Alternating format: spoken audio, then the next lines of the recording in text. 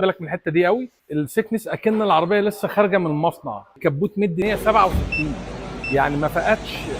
عربيه بتلمع، انزلاق الميه عالي جدا. دلوقتي احنا بنعمل لها صيانه، بنرش ماده صيانه. ماده الصيانه دي بتبقى ماده لايت من الماده الاساسيه، الماده المطبقه للحمايه على العربيه. نرش ماده الصيانه عشان تعوض الفقد الذري، وده طبيعي انه بيحصل فقد طول الوقت. واحد. رقم اتنين، ودي مهمه قوي، نعمل مقارنه ما بين عربيه بقى لها سنه هي رينو والعربيه الستروين موديل 2020.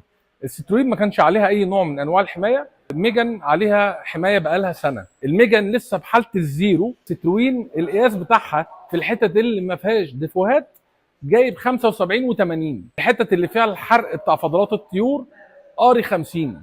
الدهان قرب يكشف اصلا غير العيوب بتاعه فضلات الطيور. وهي دي بقى المشكله اللي احنا بنتكلم فيها، ان العربيه بدون حمايه بتفقد وبتخسر من قيمتها طول الوقت، غير ان الحمايه